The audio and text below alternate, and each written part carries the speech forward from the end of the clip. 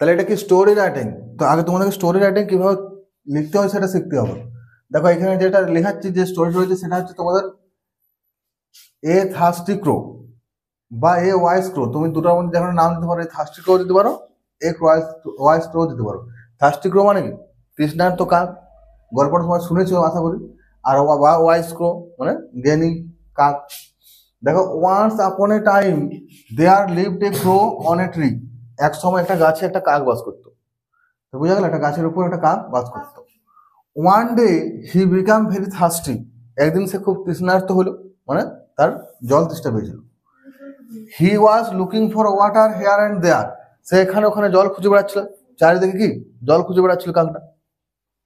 At last he found a pitcher, শেষে সেটা কলসি খুঁজে পেলো, চারদিকে জল খুঁজে খুঁজে কোথাও জল পায় না, কোথাও জল পায় না, যেটা কলসি পেলো। But the water was at the bottom of the pitcher, কিন্তু জলটা ছিল একদম কলসির নিচে, মানে ওর মাথাটা অত দূর ঢুকবে না, একদম তোলাতে জলটা ছিল। The crow tried to drink water from the pitcher, কাকটা জলের ওই কলসির থেকে জল খাওয়ার চেষ্টা করলো মুখ ডুবাই, but his mouth could not touch the water level, কিন্তু তার মুখটা জলের লেভেল পর্যন্ত গেল না, জল পর্যন্ত গেল না। So he fail to drink water from the pitcher, তাহলে সে কলসি থেকে জল খেতে পারলো না, জল খেতে ব্যর্থ হলো। হি বিকাম স্যাড, দুঃখ হলো যে এতক্ষণ ধরে আমরা তৃষ্ণাতে আছি, একটা জল পেলাম সেটা খেতে পারছি না।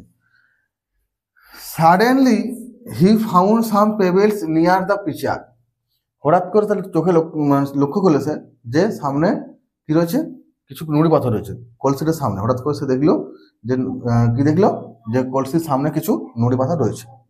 The crow thought a plan, সঙ্গে সঙ্গে কাকটা একটা প্ল্যান করলো। কি প্ল্যান করলো?